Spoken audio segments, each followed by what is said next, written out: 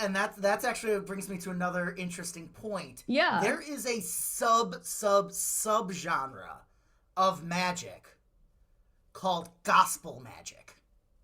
What? What? Yes. What? Yes. I have to Just know. wait. I'm writing this down. Sydney, What? okay, you What is can look it gospel up. magic?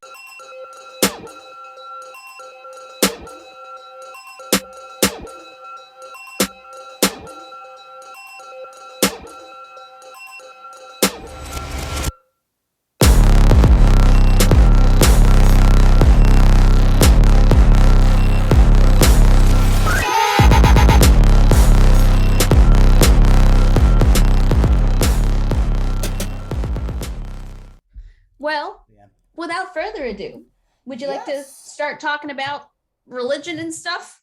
Yeah. All right.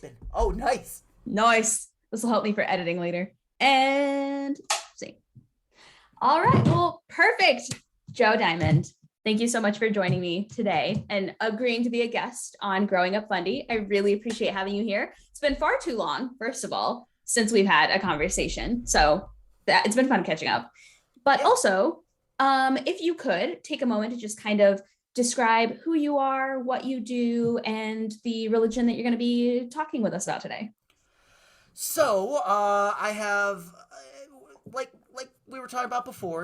We both met in the Chicago theater scene. I'm not technically an actor. I perform as a magician, mentalist, psychic entertainer. My specialty is mind reading.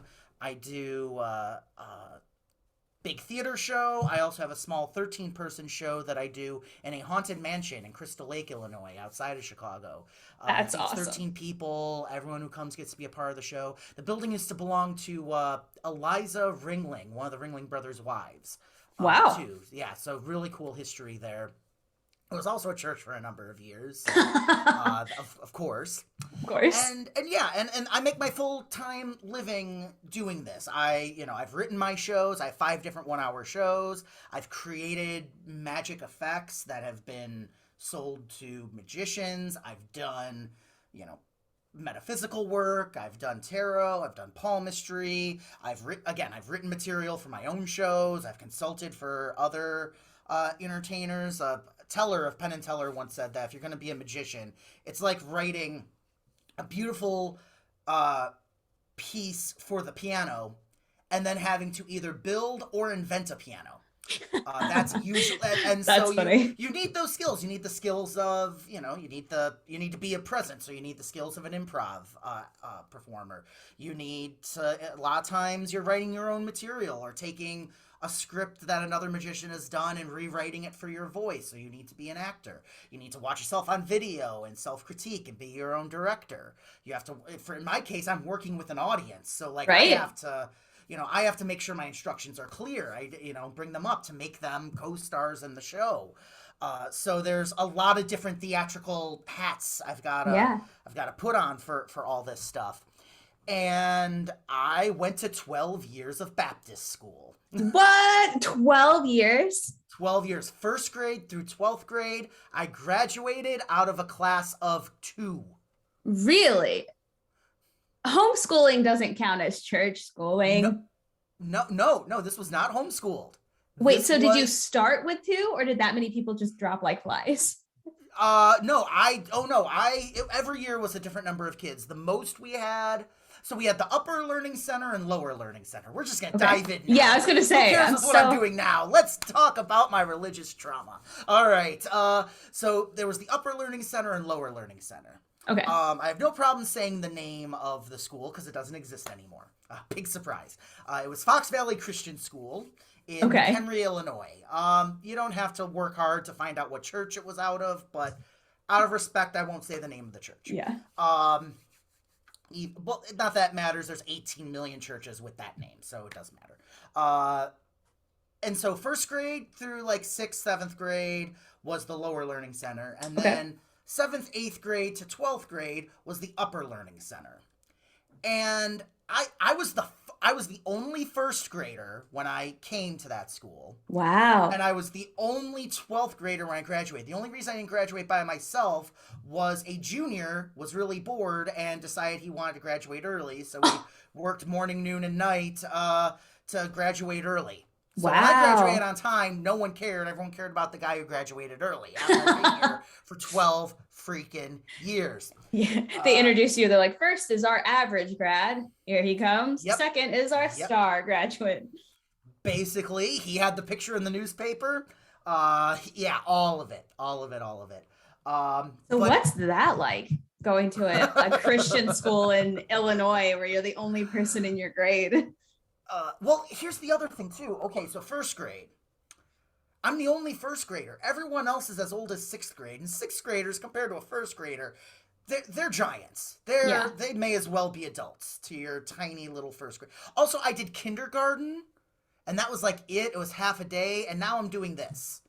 And I don't know. You don't know what school's gonna be like. Right. I mean, we're all kind of tricked into school anyway. You Oh know, yeah. it's like, oh Oh yeah, you're yeah. gonna go to this. Oh, you'll go for they easy into it. You'll go for like half the morning, then the whole morning, then just the afternoon, and now you're there. Oh, see you in 12 years. This is your life now. Like that like they easy into it. They trick you Yep. when you go to school. So I don't Yep. think I'm alone in that regard. No, definitely not. However, I'm okay. So let me explain a little bit how the school worked. Okay. We had our offices, which are desks. They were like mini cubicles. There was a desk down here, a shelf at about eye level, and then panels that stuck out. And then there was another kid right next to you on the other side of that panel.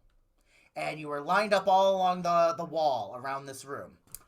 You had a tiny little plastic American flag and a tiny little plastic Christian flag. What's a Have you Christian talked flag? about the Christian flag yet on this show? Wait, I've is there listened to like a couple episodes. is there literally an official Christian flag? How did Every I not morning know we pledged this? allegiance to the American flag, then the Christian flag, then the Bible. Dude, I'm gonna look this up. I had no idea there was like a legitimate There's a actual. legit Christian flag. How did It I is not know white this? with a little blue square and then a red cross in it. I don't remember that. I remember the pledge to the Bible was I pledge allegiance to the Bible, Holy God's holy shit. word. I will make a lamp unto my feet and a light unto my path. I don't remember the Christian flag one. Wow. But There really I'm sure you're is. seeing it right now when you're Yeah. googling it. By the way, I love that you're this far into the show and I'm still making your eyes get like super wide and like, what? I'm Peeling like, back new layers of all this. how And, did like, I here's the not other know thing, that too. existed? Let me say this before we go any further. The first place I heard the word fundy was your title for this show when I saw you sharing it on social media. Yeah. And I've seen a couple. I've seen it pop up, and I'm like, oh my god, I thought I was crazy, but these fundies. And then I've been watching more and more fundy stuff, and I'm like, oh, I was brought up fundy. Yeah. Okay, Yeah. here we go. Yeah. So, It's like a okay. realization. Yeah. Well, it's that moment where it's like, you know, well, and I don't know if you had this, but it's like when you go to a Christian school and all your other friends go to like I don't want to say Like normal school, regular mainstream. school. Yeah. Yeah. So none of it's normal. But yeah, but when it's that you feel like, oh, you're the only one who has any kind of reference to this. And also Right. like every religion or sect or whatever is always like, you know, the Lutherans are like, oh, thank God we're not like those crazy Catholics. Oh my God. Yep. Whew, good thing Yeah. we're not like them. And it's like, no, so I think there's a little bit of that as well. Part of me is like, oh, mine wasn't too bad. But that's just because we saw crazier. There's always crazier. Yeah. So I think when you're in it, you always feel like you're better than the sinners, but Yes. you're not one of the crazy ones. Yes, Like like- everyone. Right. You're not one of the anti-religious people who are going to hell, but you're also not Westboro. Like you don't associate with Westboro. Yeah. Those are like you don't dance with snakes. At least you don't do that. Well, and that's the other thing too. I think so much, unfortunately, so much of the news about that, unless you're a Westboro or a Hillsong, people aren't going to hear about this stuff. They're just Right. not going to. No. I remember the first time I saw the movie Saved, which I assume you've seen, and if you haven't, No. you should see it. I'm gonna write It's this Mandy down. Moore, it's Macaulay Culkin, Oh my God, I Jenna remember Malone, that. and they all go to a Christian school. Yep. And it's great. It's Yep. great. The only thing that was inaccurate in my opinion was the size of the school. It's like a high school sized school, and like even like the biggest religious schools I don't think are as big as the one in this movie. No. But I heard, I can't remember if I read it online or maybe I heard it on like a special feature, but I heard they had to make the school bigger so it seemed more realistic, because otherwise it just wasn't going to seem like what are these kids doing? They're going to a small, room They're attached to a church yeah, every they're day. going to Like, yeah, this they're going to yeah. this school that's one solid room in a strip mall that has like desks. Oh man, yeah. I So feel we like were on the so many second. Christian schools are in strip malls. My ours weren't in a strip mall, so ours was like there was like a long driveway, and then the church was back there with the parking lot, and then like a big field where we could play like flag football and stuff. Was it with the So I Christian was, flag? I don't think so. Was I it honestly Christian don't flag remember. football? That would have been awesome. Now that I think about it, that would have been awesome. Uh, so we, so the first grade, I'm the only first grade. I'm the youngest kid, So there's that. And as I grew up, so then I get out of the lower learning center with all the little kids. Now I'm in the upper learning center with the big, and I'm the youngest kid again. I'm the only like seventh grader. Did you have your And own teacher? Like, how did they handle well, that? well, here's how it worked too, and I don't know. Again, you probably haven't, but we'll cover this. We used Accelerated Christian Education (ACE). Was the name of the cult, whatever. I was That gonna say, I provided don't like this. these. Just wait. Just wait. That provided our educational materials. We didn't have teachers, we had supervisors. And it was individualized learning. So I do should it say for your yourself. audio listeners, I'm sorry I'm using a lot of air quotes, but with my fingers. So what you had a PACE. It was like personalized, accelerated Christian education. So that was the PACE. It was ACE. I don't know. And you had little comic strips in these little PACEs. And then you would read in one section and fill in questions in the other section. Then you got to a checkup where you weren't allowed to go back, and you had to like do it all from memory. Then you had to score it, self-score yourself, then do a self-test on all of it, and then you took the actual test. And if you got below an 80%, you had to go back and redo it. Now, was Now, this for actual educational subjects or was this for Christian text and like Bible knowledge? both. Okay. Both. Like, to be fair, they didn't half-ass it. Like, when we learned history, we started with Genesis, worked our way through the Bible, and then went to the Dark Ages and Middle Ages and everything, all the way up to modern society. So like they actually pace it all out over the 12 That's good. years. That's good. The problem is when you get into something like math, if you're stuck on something, you bring it to your supervisor and say, I don't understand this. And the supervisor, who's one of your friend's moms, who's volunteered to do this for not enough money, let's be real. Right. If actual teachers aren't paid enough, I can't imagine these people were paid enough. Also, let me be very clear about this too. I actually had two of my around 8th grade supervisors / one of the principals that I had growing up come to one of my shows last week. It was the first time I had seen them since like 8th grade. So Right. I want to be clear about a lot of what I'm saying here is about the institution, not necessarily the individual people. Right. There were great individual people in there. There were garbage individual people there. We can talk about the pastor who got caught hooking up with the secretary. Oh my. Yeah, that was yeah. We didn't know at the time. He just suddenly wasn't the pastor. He was gone. Yeah, he got a sports car. 6 months later, he was gone. It's like, oh yeah. Well, there you go. Yep, there you go. Yeah. So now for parents, like if you're like, oh, if the kid doesn't, every kid gets a passing grade, they're gonna keep going until they pass. It's not pass and fail. So like that's a good selling point to a parent who's looking for alternative education for their kids, But that also meant like we had to just keep going until like it was so easy to fall behind. Yeah. That's what it sounds like. Now, did your parents not want you to have like a secular education, or were the local schools bad, or why did they decide to put you in a program like that? that would be I easier I than just homeschooling.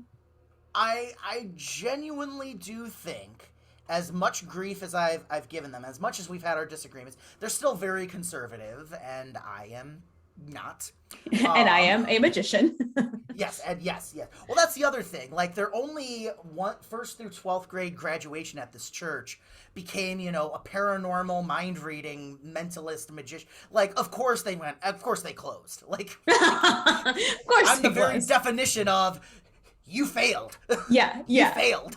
yeah. You um, learned nothing. Now, has that, I'm curious, has that been a big kind of deal in, I guess, at what age did you become interested in like magic and magic tricks and mind reading, and did that so cause I'll a rift in terms of your religiousness? Yes, is the short answer for that. Let me kind of answer that with your previous question. Yeah. So I do think my parents thought they were doing the right thing. Yeah, for sure. I don't think any parent is like, oh, you know what? I'm gonna send my kid to a fundamentalist church because I want them to be miserable. Fuck Like that kid, he'll do a workbook. I think their thought was he's a sensitive, emotional only child. It's gonna be hell in public school. It's gonna be hell in Christian school. At least in Christian school, he's not gonna learn evolution. Like I think that was That's funny. this was also like the early '90s. So like it was like the first attempts at like the Disney boycott. I don't know if you remember that back in that day. So Way back in the day.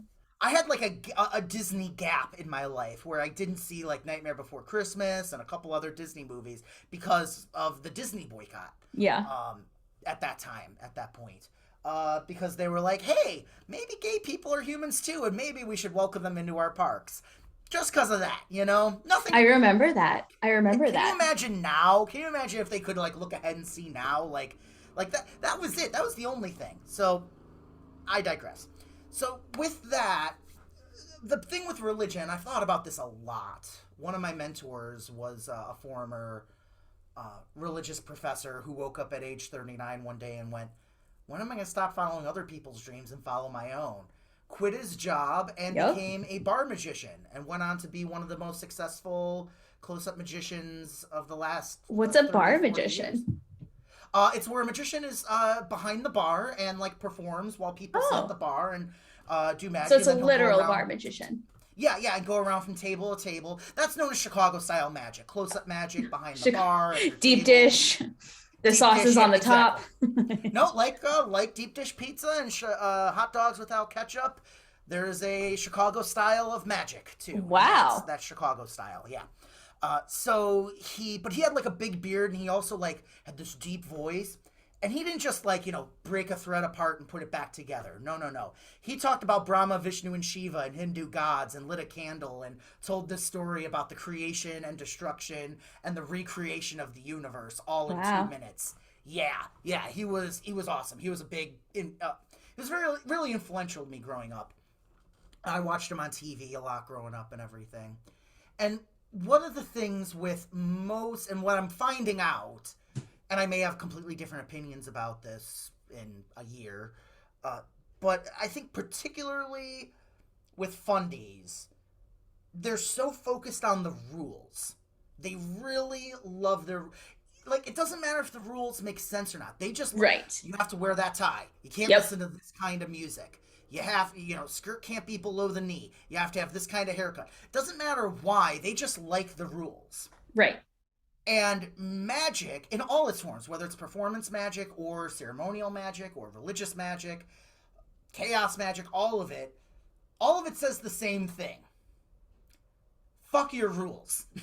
Yeah. That's Yep. what they all say. You thought gravity was a rule? We're gonna make this levitate. You Yeah. thought matter was a rule? It's gone. It doesn't exist anymore. You think your thoughts are private? I'm gonna tell you your pin code. Like all these things, like fundamentally Yeah. say you don't know everything. And not even that, like, let's set all this aside. Like, yes, there is some real magic. There is some, we can have a whole conversation about where the illusion begins and the reality begins within my Right. art form. But ultimately, what it's saying too is you can be wrong. You can watch this. Let's just take a simple card trick. The card, you pick a card, sign your name on it, it goes in the middle of the deck. Magician snaps their fingers, it's on top. Whether that is a genuine supernatural X-Men power they can make a card go from the middle of the deck to the top, or it's imperceptible sleight of hand or, a trick deck or whatever, that doesn't matter. What matters is you watch something impossible happen with your own eyes, therefore, you can be wrong. Yeah. You can take in all this information and watch as carefully as you can and still come to the wrong conclusion. Yeah. And don't you think... Oh, sorry, I didn't mean to cut you off. Well, which is also scarier than screw your rules. It's scarier than that as well. So yes, like that. So and I didn't really notice that in the church and school until I got closer to around teen years. We can talk about that in a moment, but I want to hear your follow-up question because you had a... Yeah, I was thinking about this when you first told me that you were interested in being on the podcast. Don't you think it's interesting that the same... I can tell just by the look I gave you, you're like, what's you gonna say? Don't you think it's interesting that the exact same people who are like, I don't need to see to believe, I don't need to hear to believe, this is based on faith and belief of the unseen and the unknown. And if you truly believe that is the ultimate goal, this entire system is based on how much would you believe and how much would you risk for something you cannot prove, you cannot see, you cannot hear, but you just feel and you just believe. The same group of people are like, magic tricks are bad, that's not real, I can't see it, I don't believe that, like I have to see evidence, or it's of the devil because it's unseen, unheard. How is this happening? I don't see the strings, I don't see and you're like, do you hear you? So no, they don't. You don't need to be a mind reader. You just, need to grow up. And you would just think that the biggest audience for magic would be the people who spend their entire lives being like, see, you can have faith and believe in things that don't exist and still happen. Yes. Gospel magic is where you take off-the-shelf magic store props, almost always the cheesiest, least amazing pieces of magic, almost always, and you put a biblical story or metaphor around it. Okay. So one example, there is a prop called a Lotta Bowl. By the way, magic props are pretty racist. Magic terms are pretty racist. I don't know, I just realized, Lotta Bowl might reference something else that I have no idea. There was... I'm leaving you a pause here to edit this out if you want to. There is a prop called a... Okay. Which we know is racist. Right. And it's still used. So I don't know, and there's there's infamously magic props with Chinese characters painted on them, or at worst, fake Chinese characters, all that. There have been white people who have dressed as Asian people and performed as if they were Chinese, and they were 100% white. So yeah. Again, we can get into the problems with the magic industry and art form, the culture, all of that. So let me just be clear about that. But so back to this Lotta Bowl. Basically, without exposing it, you can fill it up with water, pour water out, wait a few seconds, and then pour more water out. And you can do this 10 to 20, depending on the style you have, the size of it. You can do this up to 30 times. People will come back to it throughout their act. And the most common version of this in gospel magic is telling the story of how the oil lasted really long, or the division of the bread and the fish, and all so that's you use it as a metaphor for that. Another one, there's a trick where you have 3 ropes. One's a short one, one's a medium one, one's a long one. They're regular ropes, but you can apparently stretch them to where they're all the same size, and then they all go back to the same length, so you can hand them out. And I know this presentation because it was part of my gospel magic act growing up. Where some people think God loves sinners this much, and you hold up the small one, and they love other Christians this much, you hold the medium one. Oh, and he must love me this much, you hold up the big one. but God loves all of us the same. And then you make all the ropes go the same length and everything. So there are tons of that. Yeah. Sometimes it's just putting Jesus up a picture of Jesus's face on. Oh, here's another racist title. There's a prop called a temple screen. It is just three pieces of cardboard with tape that you fold together. They have racist Chinese characters on them. You show it each side, form it into a triangle, and pull silks or whatever out of it. And I've seen one that had Jesus on one side and the devil on the other as like clip art. Yeah. Like, yeah. So there are people who make Jesus silks. There are people who make like Happy Easter, props and signs. Like there is a whole subgenre of gospel magicians. Was that your first introduction to magic? Was like, did you start as a gospel magician? I mean, the other thing in the 90s, there was like what's been called as the 90s magic boom on TV. Yes.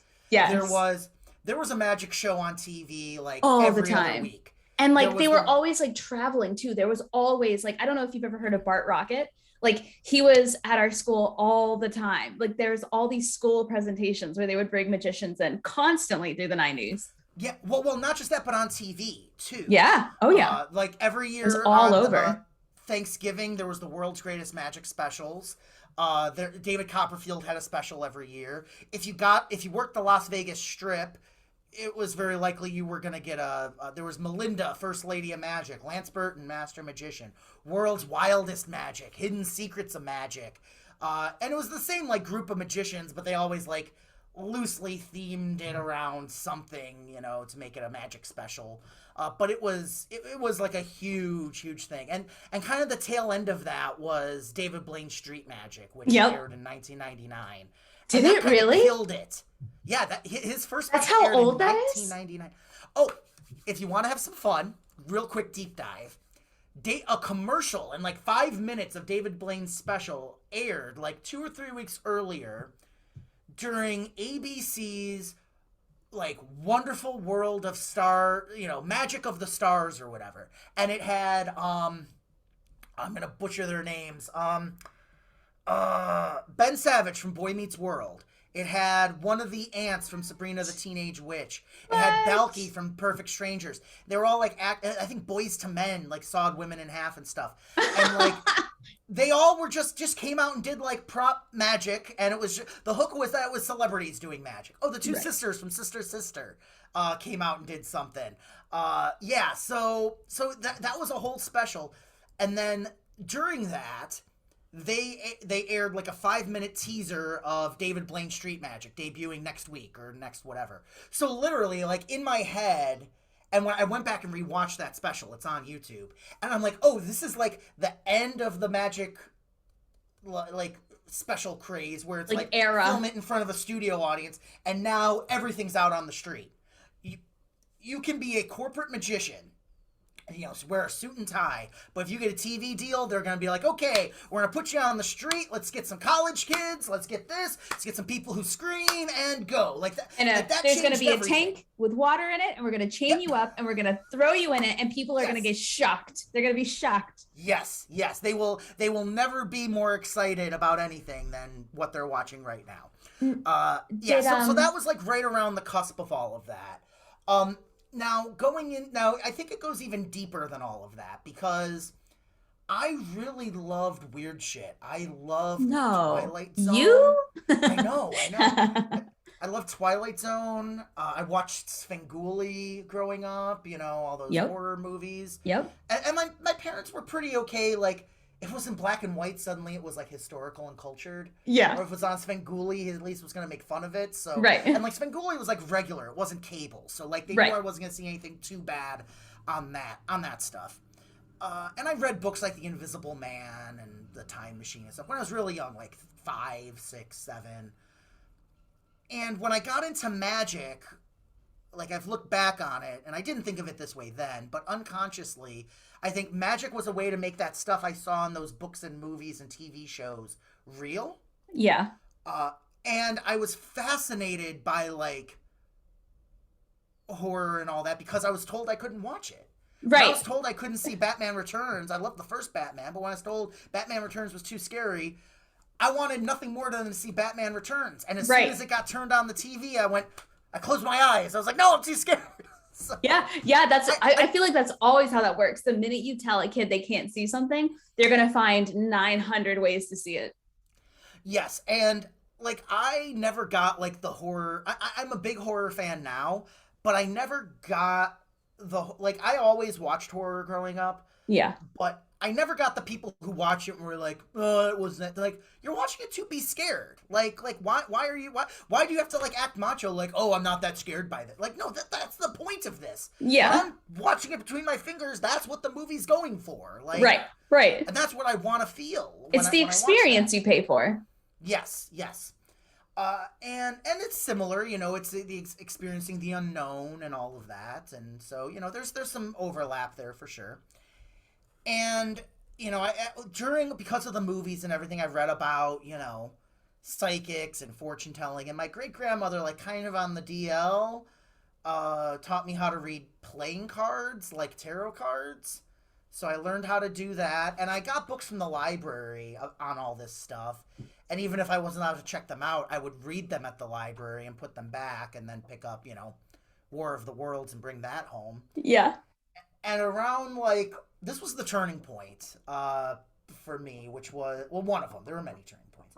I was at a party with some friends. I think it was like my cousin's party. I was like 14, and this one girl who I had a big crush on was like, "Oh yeah, I really want to go see a palm reader." And being 14 and male, Oh uh, yeah. I I Oh lied. yeah. I know 14-year-old boys lie. I'm Oh yeah. sorry. I'm Uh, shocked. I'm utterly Yes, shocked. yes. And I went, oh, I know how to read palms, thinking she would say, oh, now in my head, what I thought that was going to You'll go get to was, hold her oh, hand.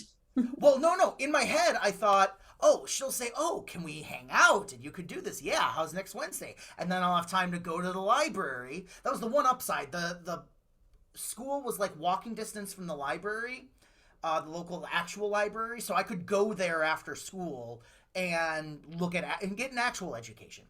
Um, so we'll leave it at that. Yeah, yeah. In metaphysics and all that, I was like, oh, I'll go. I'll get that book on palm reading. I'll learn a Yeah. couple things, and then when I see her in a week or two, I'll be all ready. And she didn't do that. She just held her hand out right then and there. So I took her hand and I made it up. I I just see went with what. you in a relationship with me. Yes, I see you dating a semi-confident, slightly overweight mind reader. What? So, It's uh, in the palms. I don't, it's yeah, just, that's what it don't says. look at me. Don't look at me. Uh, and so I just did my best. I'd read about intuition, so I did my best to just kind of guess and make stuff up that I thought felt right. And I finished, and I looked up, and three of her friends were in a line behind her. And that's when I thought, Yes. well, card tricks don't get this reaction.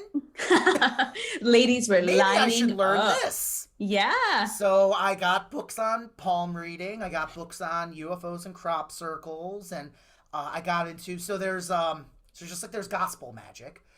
There's another subgenre of magic called bizarre magic, which is basically you have someone pick a card, you tell a ghost story, then you find the card, or you tell some kind of it's basically kind of pulp horror manifested as magic, and that kind of grew into David Blaine Street magic with some of the more extreme things like pulling thread out of his skin and that kind of stuff. That would have been considered bizarre magic back in like the 70s and 80s. Very fringe stuff.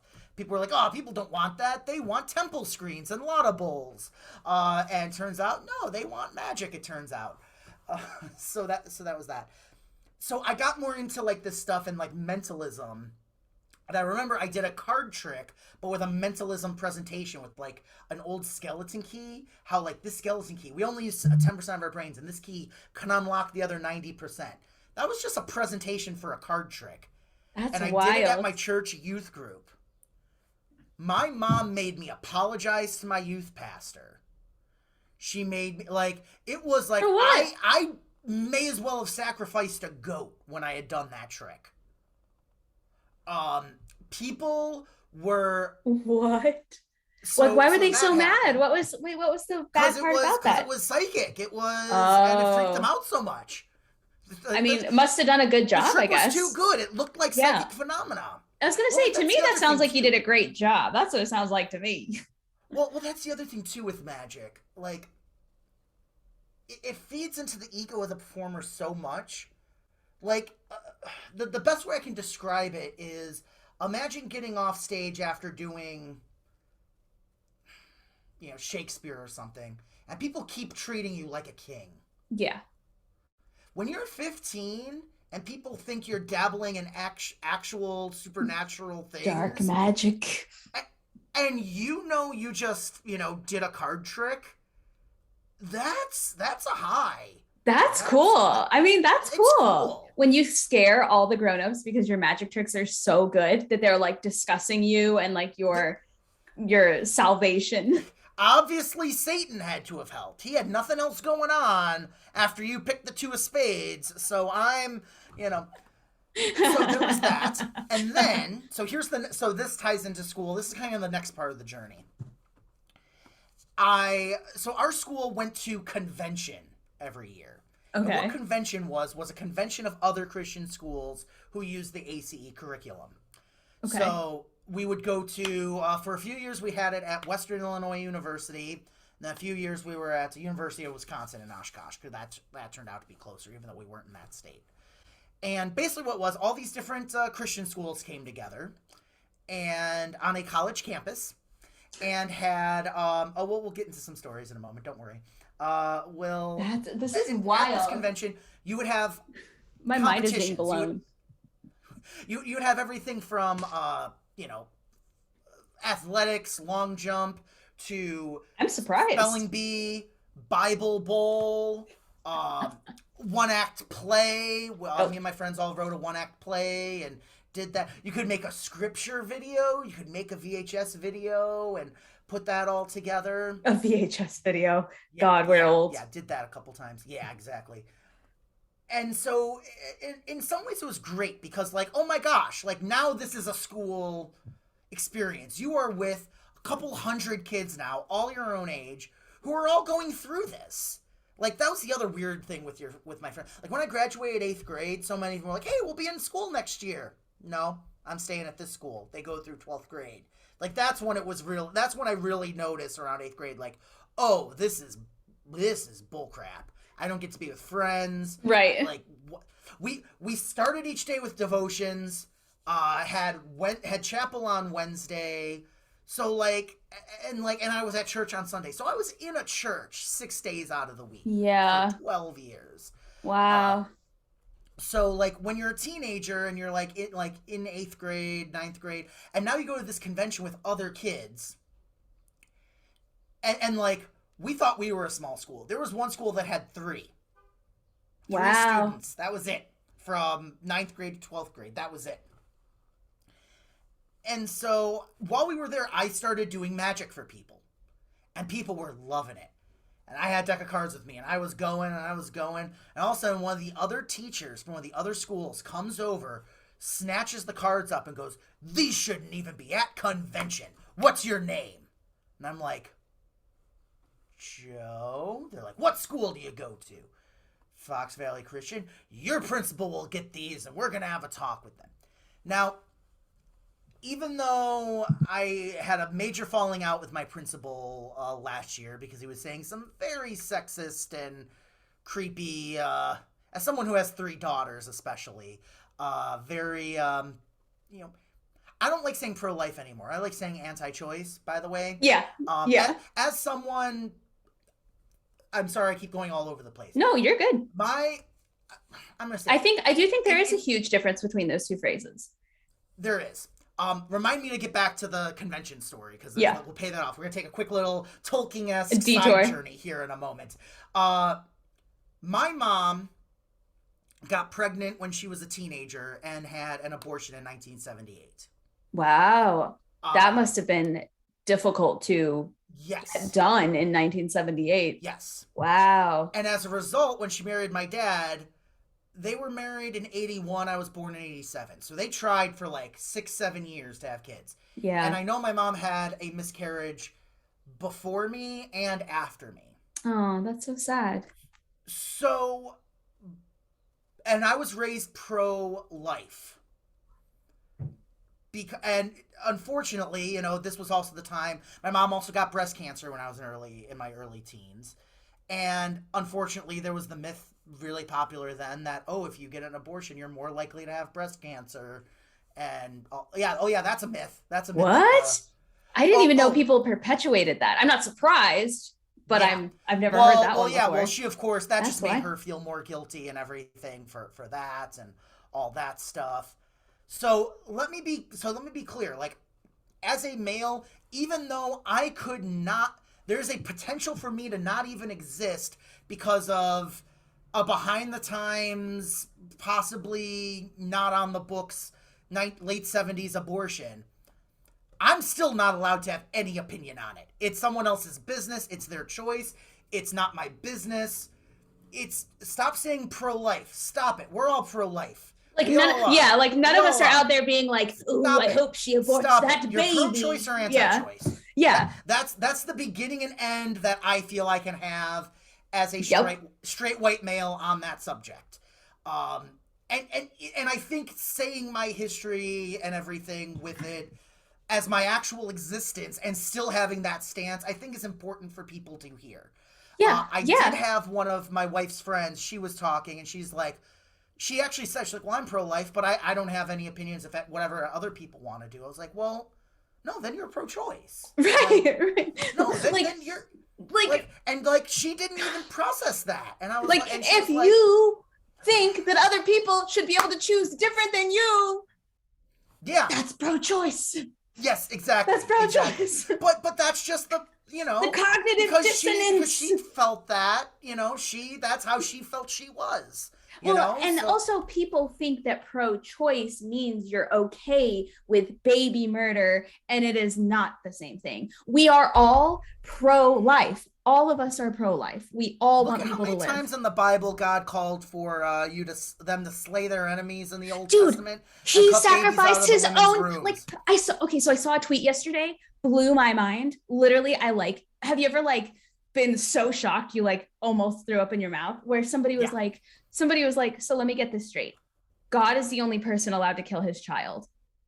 And I was like, oh, whoa, I think I literally out loud, sitting here in bed, just went, huh, because it's wild. So despite all of that, that's not me saying this is why I have an opinion and why I'm pro-choice. No, I'm pro-choice because it's none of my business. Right. I could have all of this stuff happen, and I was forced to hold the sign. And of course, I was told when I was a kid, oh, they want to kill babies. And, as a kid, you're like, yeah, save the babies. You're like, there are people out here killing babies? Of course I don't support that. Yeah, exactly. So anyway, real quick fun fact. So to wrap all this up. Real quick fundy fact. The reason I blocked my old principal was he shared a picture of, first of all, some other people I went to Christian school with shared pictures of the tools used in abortions, and I was like, hey, any medical stuff would look scary. Have you seen a forceps? Have you seen a forceps? Because I've had one in my body. They're scary. Yeah. Well, also any medical. Look at dentistry tools. Lay them all out, put them dentistry all is the scariest one. Scary. Yeah, dentistry is the scariest one. So whatever for that. But he shared a picture of two dogs and said, if Planned Parenthood were killing puppies instead of babies, they'd be shut down tomorrow. And I was like, there's kill shelters, right? There's literal shelters that are killing kills more animals every year than any other organization. PETA euthanizes more animals every year. This. I wish people listening to this could see the rage hands I'm doing right now. Oh my God, you can see the veins and everything. Yeah, so he went off on me, and I realized, I'm a man in my 30s, and I'm still scared of this other older man who has no more power over me. And it's like, all right, you're blocked, bloop. And then I started doing yearly donations to Planned Parenthood in his name. But at the time, at age 15, to his credit, he did stick up for me because he's like, Joey is just, I was Joey then, not, some people call me Joey, but yeah, it's fine. But like, my wife calls me Joey. But like, he's like, yeah, Joey's just doing magic tricks, card tricks, and they like, there was a thing in the thing that said no gambling. You couldn't have any gambling like there were all these rules with convention. Like, of course, no wit girls in the boys uh dormitories. And yeah, we were in like other people's dorms, staying in like other extra dorms during this. Like, yeah, it was Wow. really weird. I don't know how like a college just said, yeah, bring a bunch of sexually repressed teenagers and put them all on this all underage on a college campus Yeah. during spring break while everyone else is gone. Yeah, let's see Yeah. how that goes. Let a bunch of abstinence only educated children spend a lot of Oh, time one of the mixed schools co-ed. almost didn't come because at their school they had a line down all the hallways, girls on one side, boys on another. And they almost didn't What? come because they wouldn't put down a line down the middle of every place in Western Illinois University to accommodate that. And also, even if they did, how would you be able to keep track of who's supposed to be on what's, you know what I mean? Like, I mean, yeah, that's the other thing too. Like, forget about how awful that is now yeah, for just kids and logistically, everything. it just doesn't even Just make sense. logistically, it's a nightmare. Just from a pure Like, logistical standpoint. yeah, exactly. That's Um, this is wild. This interview, well, I don't know what I expected, but I didn't expect to learn this much. yeah. Well, the way to kind of wrap that up with convention, that is the first place I ever made out with someone. I was It's 15. because they didn't put a line of tape down the hallway. Yeah. If we had a line of You'd tape still down be the hall, pure if they taped the we wouldn't have hallway. snuck away while everyone else was bowling and found a music stand closet. And Suspiciously specific. yes, oh yeah, oh I remember like it was yesterday. Are you kidding? That was the greatest day of my life.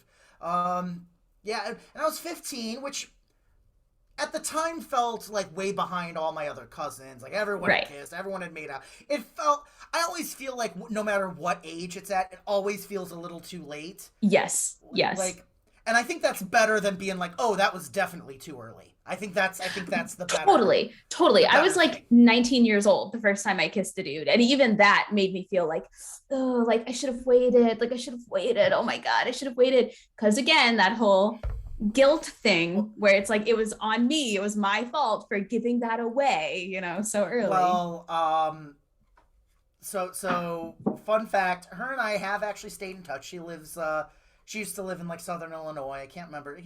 She used to be in like Missouri for a while. But she is now a practicing witch. She practices Wicca. So Can you send her my way, please? we'll, Please. we'll talk. We'll talk. Yeah, Yes, that'd be fun. that would be amazing. Yeah. So that was like a big convergence moment for me. It was. Well, that's the other thing too. Like I had like kind of like lightly kissed people before, and this like was just super awkward, like immediate third base heavy petting, like just right away, like because it was so much, it was so hyped up in my head. And she was very nice. She was like, really, that was the first time you ever made out with someone, which I can't imagine it was like particularly wonderful or great or whatever. But oh, we got in trouble because someone found out. Because big surprise, hey, where'd they go? Where were they? And we Hmm. come back, red faces, and I'm grinning like an idiot. Gee, I wonder Your where we hair is were. all like Oh mussed my and god, so it's like was there was there ever a moment in your life where you felt like you would have to pick one? You would have to pick either like pursuing magic as like a passion and a career or stay religious, or was your segue, I mean, do you still consider yourself religious, first of all? no, Yeah, I didn't no. think so. I didn't want to assume though. But was that separation unrelated to your pursuit of magic?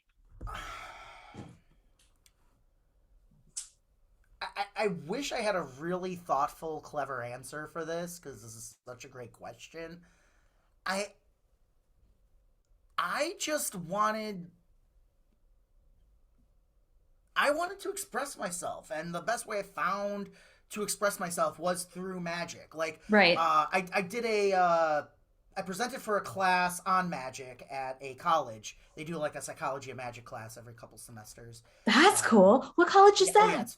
yeah. What's that? What college is that? It's Carthage College here in the Kenosha area. Dr. Tony Really? Barnhart runs it. Yeah, he's really cool. I'm gonna write And that down. so, yeah, write it down. It's awesome. And they have some online talks too, Science and Magic, which is really Yeah. cool. So anyway, so one of the students asked me, why mentalism? Because they had seen like sleight of hand magicians, they had seen Right. some storytelling magicians, and I came in and I did mind reading. Like, why mentalism? And and I told her, and this was kind of and this is the truth. Like, it is what I wanted. It was the closest I could get to get what I felt and what I wanted people to feel out into the world. I wanted to give people like that weird Twilight Zone moment in real life. I mean, I do a show in a haunted mansion for 13 people. If that's not a setup for a Twilight Zone episode, I don't Yeah. know what is. We're going to see a mind reader and we're 13 people. Why is there 13 people? Why is that this specific haunted location? All Right. this stuff. Right. It's meant to build all of that up. And I want to give that feeling of just, of like, I want you to feel like you're in one of those spooky movies. I want you to feel like, it's, oh my gosh, I just had a brush with, the supernatural, the unknown. I want you to feel safe and happy you did it. I don't. Oh, I'm glad you said that. Continue your story. I have another Yeah. question for you. Yeah. So, like, I want people leaving going, wow, I'm glad I did that. I don't want them, uh, you know, there are some people who, and what's funny is they usually do more traditional, like, street magic, like card tricks and everything, and they feel like if the audience doesn't throw up, it wasn't a good performance, or it wasn't a good reaction. If the audience isn't like dry heaving by the end of the performance, they didn't get their money's worth. Like in those, and for like, I think David Blaine did a lot of good things for magic, but I mean, unfortunately, the biggest thing that it's focused on now is like, oh my gosh, if these people aren't running around screaming, then the trick's not any good. Right. And there's a variety of feelings, that you can have. That's the other thing with magic. Like, it's going for. You can have other elements in it. You can have comedy. You can have drama. You can have, if tell a heartfelt story, maybe have people cry.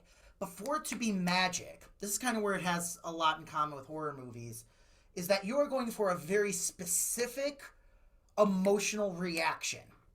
And if you don't hit it, you fail. With comedy, you have a lot of chances to make people laugh.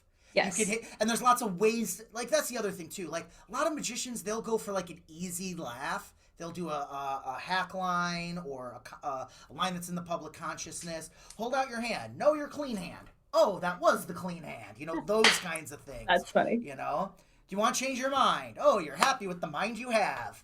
We've all done it. We've all done it. Yeah. In this industry. And, you can get a laugh.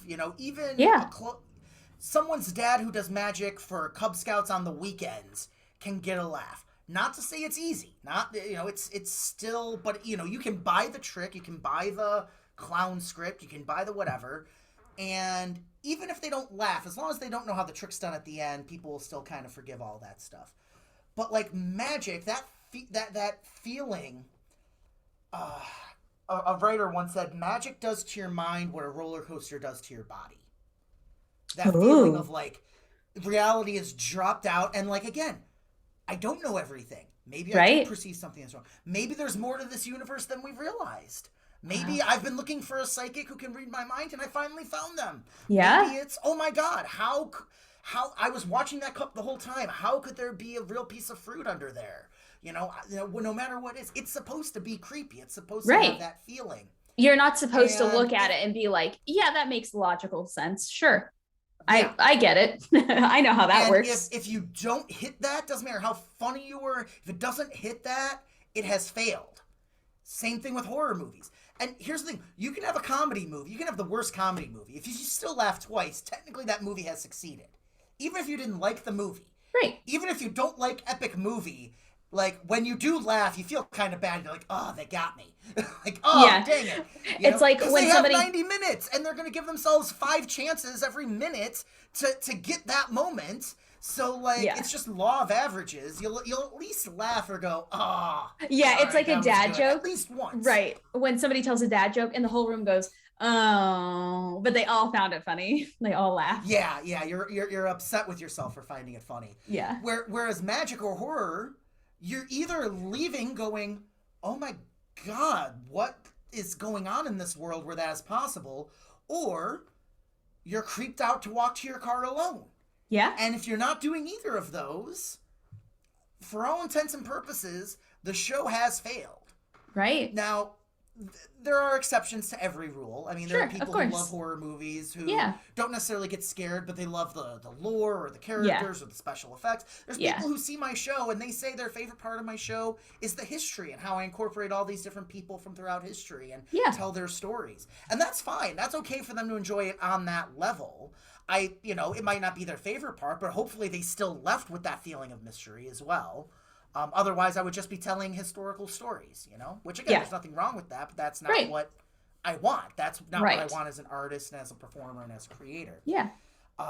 So I just kind of realized, like, well, and the more I sought it, the more I had Christians just really get respond really negatively and really bitterly. So first of all, okay, so there's a couple levels. Number one, hey mom and dad, I'm going into the arts. I'm gonna be a solo entrepreneur performer. Like, there's that whole conversation. Artsy fartsy. You're the artsy Yeah. fartsy one. Yes. Which There's is their that whole nice way of conversation. saying he's weird and we hope he grows up real quick. Yeah, yeah. Maybe he'll get a. What's funny is I hosted a radio show for a number of years. It didn't pay squat, but my parents were so thrilled when I got it because I think in their head they were like, he got a real job. Yeah, He's in done with radio. magic now. Yeah, no, I'm still not.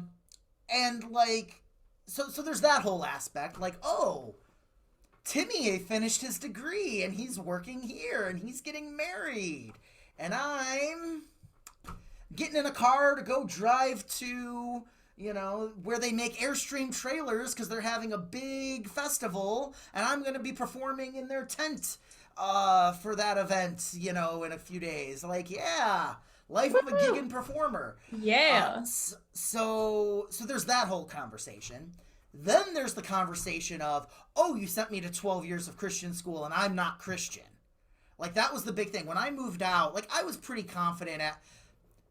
So I made out with that girl when I was 15. I lost And my that was virginity it when I was 16. downhill from there.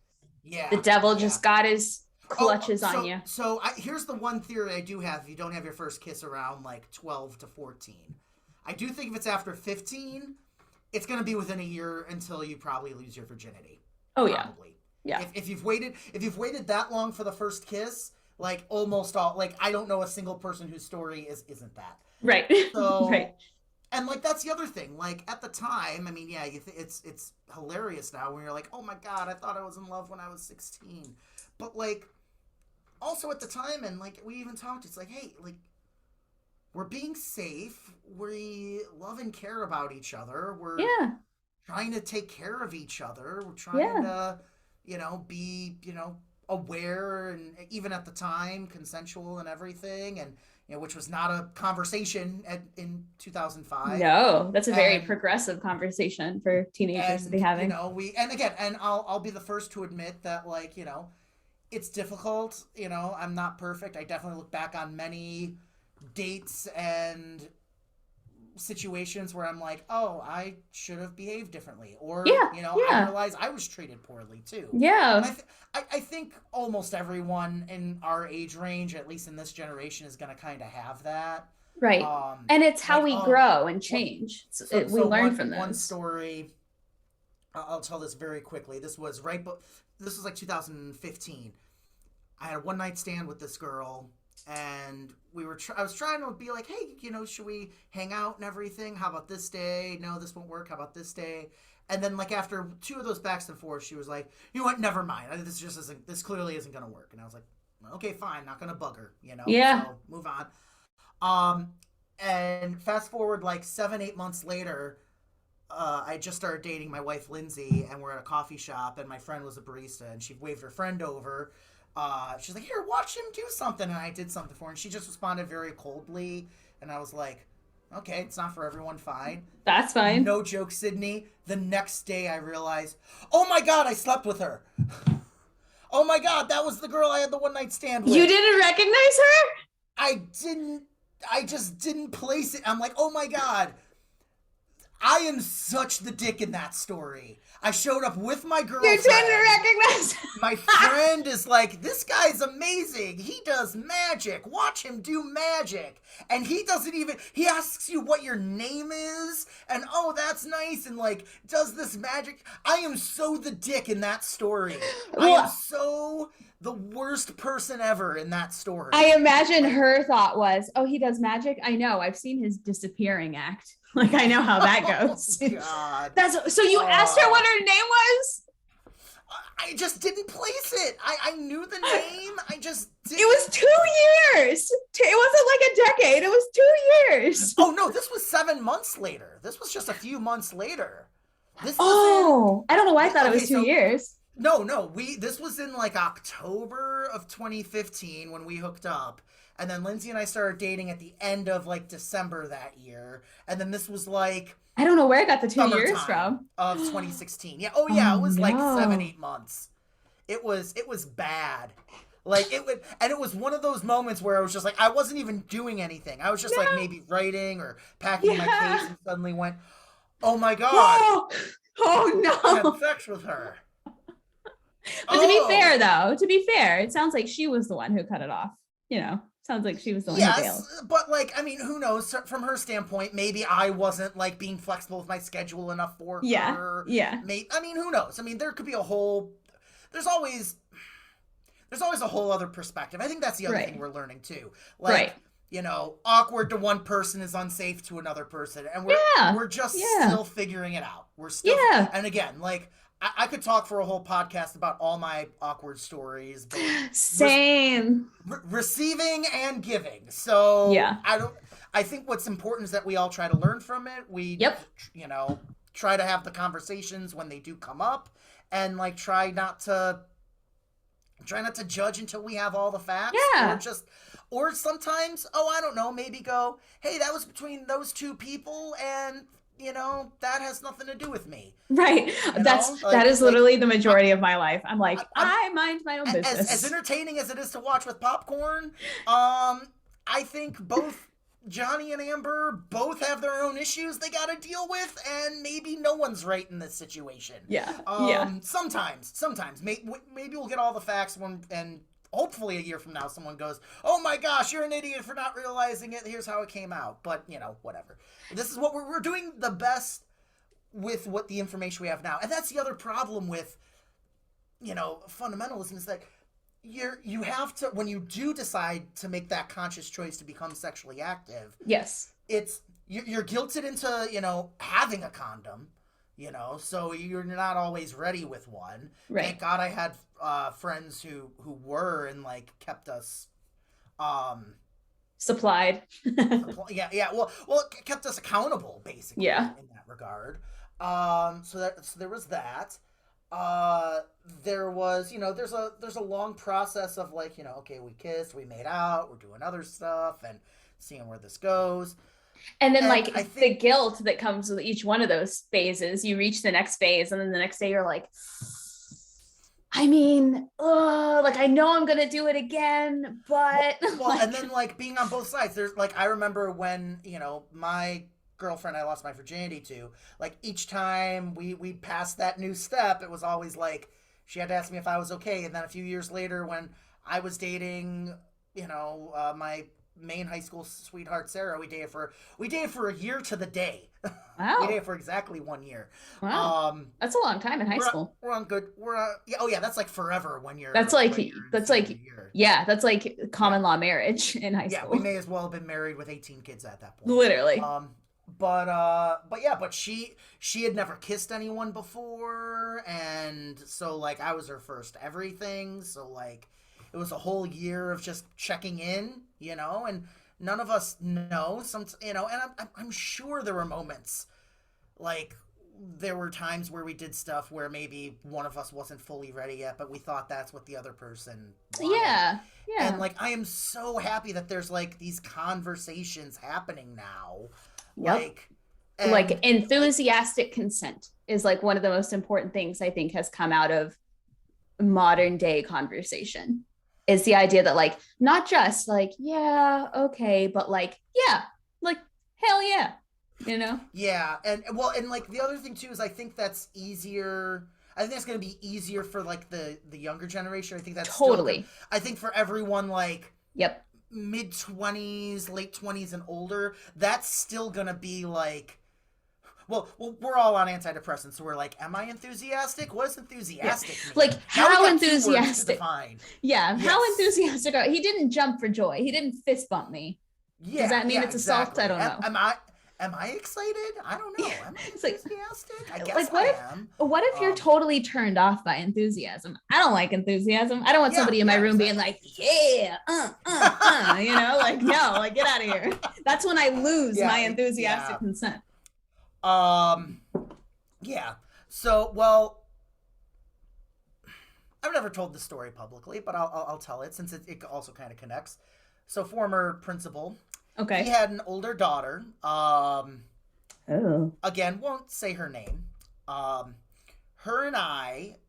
So I had so again, it was a small school, so of course I had a crush on her, but I Right. knew not to tell a soul because Right. like it would get out. Not because they Yeah. would tell anyone, but just someone would overhear because we were all trapped in the same goddamn room. Right. And so after I graduated, his family moved to the town I lived in. So they Okay. lived like less than a mile from me. And we started talking, and I finally told her, like, hey, I've had feelings for you for a long time. She kind of kept me on the hook, kind of didn't. We made out a couple times, and then she started dating someone else. Okay, fine. And I started dating someone else. Then we were hanging out with her and her younger sister. The younger sister went home, and it was just me and her. And her and I ended up having sex. And there was not a condom handy. And we both said, fuck it. And, like, Wow. okay, this is your choice where you get to hear the R-rated version or the NC-17 version. Whichever one you are comfortable Oh, telling. I'm comfortable. I'm comfortable telling it. I just want to, Okay. make Yeah. sure We're all adults content here. warning for you and the listeners. Yeah. Um, so I was like, what, 18, 19, maybe 20, somewhere around there. Well, it was after school, but I hadn't moved into my apartment yet at age 21. So it was in that in between area. So now, again, this is someone who I had a crush on for like 5, 6 years. Yeah. Even though we're both currently in relationships, this is happening. Right. I started coming in under a minute. And Whoop. she said, already? Yeah, so it wasn't even worth it. Right. I pulled out. Okay, fine, whatever. We don't tell anyone about this. No, of course not. No, Right. no, no, of course not. I get the 3.5 week later call. Oh, Are you sure you didn't no. come in me? Because I'm late. Oh. I'd also, well, and this is how I remember. The day before, I had signed on for my apartment. My Oh. first apartment. You were like just getting your foot in to like And of adulthood. course, this is the horror story they tell you. Oh, you're gonna get pregnant, and goodbye to your hopes and dreams, and this is what happens when you have so yeah, so get married and give up on your hopes and dreams, Yeah, or not yeah. get married and give up on your hopes and dreams. Basically, Yeah. give up on your hopes and dreams, kids. Right. If you want to do that and have sex, what? So I was like, okay, I don't recommend that we confess until we know for sure if you're pregnant. Keep me updated. She calls me the next day. She is in the hospital. Long story short, so I'm going to finish it up. I'm just going to skip to the end of this because there's no point in going through the whole day in the hospital. Um, she was constipated. It Ah! was literally blocking her, and that caused her not to bleed and everything else. So Oh, all of that. So oh, so yeah, yeah, it was. you are not So the father. yes, exactly. Whew. Well, each of our relationships found out a couple months later. As they do. Yep. They always do. They always find They out. always do. People always They think they're going to always get do. away with it, and they never Yeah. do. They Yeah, never do. exactly. And like at the time, I in retrospect, part of me just wants to go, "You're 20. This is what 20 being. Have you watched even Friends? They all had They all fucked up banged. and hooked up with each They other. all Like, banged. Yep. yes, we were on a break. Were you? I don't know. Like the worst thing ever, the most heartbreaking thing ever is a gag in pop culture. You Right. know, apparently, it's not the worst thing ever. You know what I mean? Like we're taught that's the worst thing ever. It's the worst thing ever in that show. It's the worst thing ever in Yeah. 90s pop culture. Yeah, exactly. That has become a gag. So yeah, so all of that, and big surprise turned out neither of us are with those people anymore. They were not the right fit for us. I'm Yeah, shocked. that turned out to be a very toxic relationship, but that's not what this podcast is about. But yeah, but like it was just like, but like, and again, the pastor slash principal's daughter, like, like, And didn't you yeah. say you like had beef with him anyway? Was that what the Oh, beef was years really? later. Well, that was the other thing. This is kind of how people started to find out. So I went to so her boyfriend couldn't be at the hospital with her, so she was stuck at the hospital by herself. So I decided to go and be there. I mean, I probably would have even if I was, well, we were just friends, but like even if like we hadn't hooked up, I probably would have anyway because we have been friends. Like Yeah, also even if we've you known weren't each like other. potentially a baby daddy. Yeah, well, we'd known each other since like fifth grade too. Right. So like like we'd known each other for a long time. Yeah. So there was that as well. So she calls her dad, and when they find out for sure, she's like, "Hi, Dad. I'm not pregnant. Yes, I've learned my lesson. Yeah, no, you don't have to come. Joe's here." And there was just the longest pause, and I thought, Joey? He's like, "Yeah." He's like, "Oh, not." And I hear on the phone, like, not boyfriend's name. I don't remember boyfriend's name.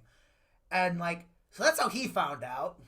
So he put together that you were there for that reason, or she Oh just told yeah. him? Oh yeah. Totally. Totally. Um yeah. Wow. Wow. Whoopsie. Whoopsie.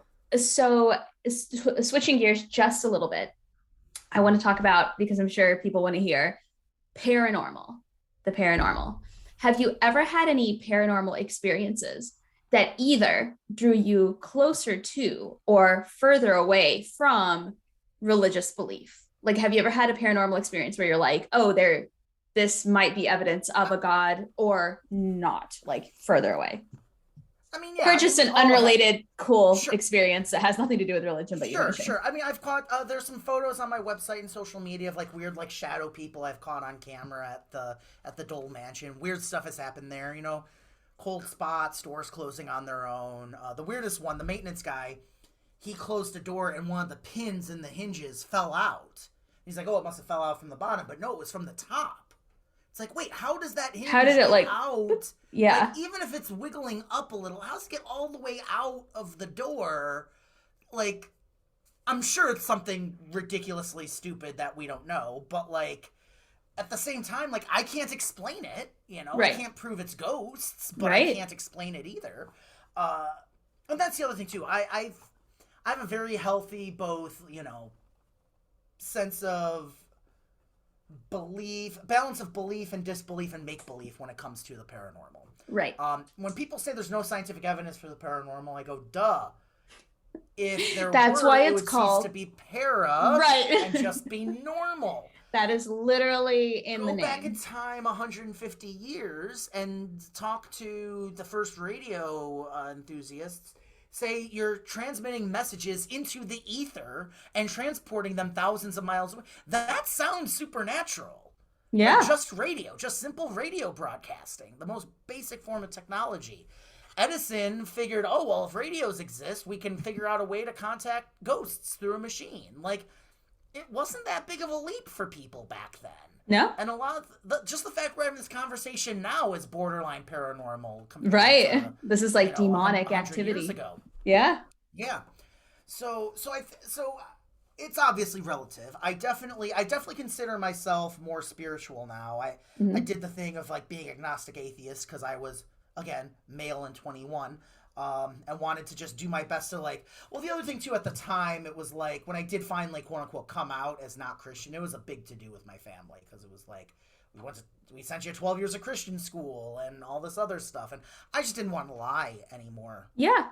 You don't And want to live as like somebody that you're not and lie to yeah, people constantly. and one of my cousins, younger cousins, came out to me as non-Christian. He's on the Catholic side of the family, I so feel like every family has a Catholic side. yeah. So and I was like, and he asked if I had any advice, and this advice was when I was 26, 27. So I probably wouldn't give this advice now. Maybe it was closer to 25, but I told him don't tell anyone. Just keep it to yourself. Do your best not to lie, but you don't owe people an explanation, and if you do try to give them an explanation, it's just going to be a pain. Yeah. Like now you're open to a million conversations all the time. And like, you know, I didn't know any other way other than to just write a letter to my parents and be honest back then. Yeah. So, um so now that said, atheist means you don't believe in any supernaturals. Right. I actually do believe maybe I do believe in energy. I do believe in, uh, I do believe in a lot of metaphysics. I don't necessarily think there needs to be a Christian God for it. Right. Like again, there's between all. I'm fascinated with religion. That was the other Me thing my too. mentor said. Uh, Fascinated. he's like, I'm fascinated with religion, even though I don't want one for myself.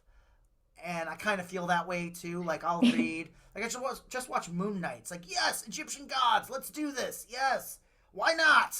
Why not? Right. And that's kind of how I feel. I'm okay with, and that's the other thing too that magic has taught me is like, it's taught me to just be okay with a mystery. I think that's the other thing too. Ooh, I like that. I like the way you phrase People that. don't want people don't want mystery. They don't. Okay, when I die, I want to know I'm going to be okay. I want to deal with. It. So I think again, magic reminds them that there is mystery in that regard too. So I think that's the other part of it. Again, I haven't seen anything that is like completely. I've definitely had like creepy, spooky moments. There was one time I was doing a Facebook Live in the Dole Mansion, and I was just like, goofing around, like, hey, let's see if anything happens. Spirits, if you're here, come out and play. And I heard what I thought was footsteps, Oh. and a little ball that was up with like there was like a collection of children's toys near a crib in one of the rooms. A little ball just started coming down the stairs and like landed like right at my feet. And I was like, nope, I'm out of here, and walked out. I got it to happen again once. I tried a couple other times, it didn't happen. So maybe there's a weird draft in the house that blew Yeah. it that way. I don't know, and I'm okay with saying I don't know. I think so many people want to say it's a ghost, it's the spirit of Yeah. this dead kid who did this. It's like, no, I'm okay. There are theories that paranormal phenomena is due to time travel or quantum mechanics. You're seeing a literal glimpse of the past in that moment, and that's where the veil between past and present is thinnest, which is why you see people in old timey clothes and such. So I think that's a fascinating theory. I don't know if Yeah. it's true, and I'm sure. I mean, look at how far we've come in the last 100 years. I can't imagine in the next 100 years, people are going to look back and be like, they thought UFOs were aliens. It turned out to be this. Oh, Yeah. come on. What? Well, I mean, look at drones. They move just like UFOs have, been documented for the last 30 years. Right. We know that technology has existed and probably Right. wasn't made available to the public until now. Not to Right. get too conspiracy theory on it, but like, it's not a huge leap to be like, oh, yeah, if these drones fly like this and move like this, yeah, if it's possible now, it was probably possible 30 years ago. And Yeah. when people said they saw this stuff happening, it could have been, testing for these kinds of things, Yeah. Yeah. So I'm not too. So I try to keep a healthy dose of skepticism and realism, because skepticism kind of becomes its own kind of fundamentalism. Yes, yes. You Yeah, know, absolutely. Absolutely. like I think there's definitely like the fact that James Randi kind of became a religious he's figure, I am kind at of. the altar of the Church of James Randi. I love James Randi. I was just about to bring him up. I'm so glad that you did. See, I really am psychic. There I'm you go. like, So so I feel like Christians have atheism, magicians have skeptics, and atheists can be just as obnoxious as skeptics can be obnoxious. But it's also a spectrum, right? Like it's a healthy sure, dose of sure. skepticism, like you So, said. so I've other performers have made this analogy before with magic, mentalism, and skepticism. It's a bell curve, and it's similar to professional wrestling, actually.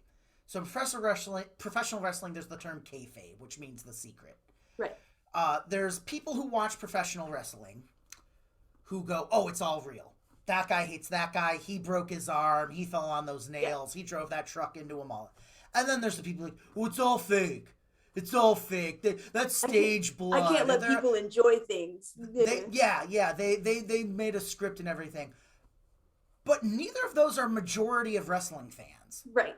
Majority of wrestling fans are Right. in the middle swell that go, okay, I know they probably sat down beforehand and said, okay, uh, I'm gonna say this, you're gonna do that, or okay, I'm gonna be the baby face, you'll be the heel this time. Yeah. Um, but I don't think the human arm bends that way. Yeah. Yeah. And I don't Yeah. think you can get a blood capsule to come out of the middle of the forehead. Right. So what they're saying is some of this is real, some Right. of this isn't, and I don't know where to put the marker. Right. And that's very much with my eyes. There are some people who are like, this guy, there can't be tricks. This guy has to read minds. It has to be all real. And there are some people who are like, oh, it's all a trick. Maybe they're not all like in on it, but like maybe it's biling. But vast majority of people, just are amazed and want to see the show. I actually polled my audiences, which is pretty outside of the norm for magicians. Magicians like to just say, particularly mentalists, like, oh yeah, every audience I perform for believes I'm psychic and they don't figure out a single thing I do and I'm awesome and I collect my check and go home. Well, I actually did a public poll on Facebook and I polled people who had come to my shows. Shared it with people and seen my shows and bought tickets, and almost exactly 100 people responded. So the percentages of That's this cool. were pretty good. And 70, so it was basically like, have you ever tried to Google my methods? Have you ever tried to like sit down and see if you can find out how it works? And 70% said, nah, I just enjoy the show. And 30% said, yeah, totally Googled it. Well, at the time, Facebook polls allowed you to see who voted for what. So I then messaged those 30 people and asked them what they found. And I didn't get a response from all of them, but I got a response from most of them. And pretty much all of them were like, yeah, I don't remember. I gave up after a while. I started to, but then realized, oh, you can't Google how to bend a spoon with your mind. That can't exist. Spoiler alert, it does. If you're a James Randi fan, you know there is. So yeah, so but yeah, I mean everyone, but yeah, the vast majority, and then one person did actually learn how to do a mind reading trick and showed their friends, and they talk about me when they do it. So it's like all these magicians who are worried about other people finding out secrets. It's like, hey, the one person who actually found a secret now, whenever he performs for friends, promotes me. Right. How Right. awesome would it be to have another comedian every time they did their set talked about how cool you were at the end? Hey, And how well, they got if another comedian did my set, even if they credited me afterward, I'd be kind of pissed. Okay, Actually. no, but even if they just like performed Right. like a set and Yeah. then like talked about you afterwards or something, That would like, be awesome. I would love that. yeah, awesome, yeah, not and actually, so the thing he learned was actually it was a very public domain piece of magic. Oh yeah, yeah. Like So there's like yeah. it No, I wasn't. totally. Yeah, he didn't rip off my act. Let me be clear about that. So yeah, so I don't. So as a result, too, like there's a lot of magicians kind of have like this. Speaking of fundamentalists, there's kind of this cult of secrets now, and like in the worst possible way. Unfortunately, I actually got hate mail for the last 2 weeks because when I was on Coast to Coast AM, I talked about certain electronic props that magicians sometimes use in their shows. Yeah. Joe, how could you? Well, I mean, I made a so I was on Coast to Coast. It's my job to sell tickets. It's my job to make ridiculous claims. So I was like, hey, I don't need all those fake electronics that they have. I can do all this for real. That was the claim. I said, there's magicians who have like hidden earpieces in their ears, and people feed them information. There's magicians who have like little dice that have signals that tell you which direction is up. And Sydney, I got nearly daily messages from people saying, "How dare you? You have no class. You have no love for the arts." Like, Kill yourself. basically, oh, yeah.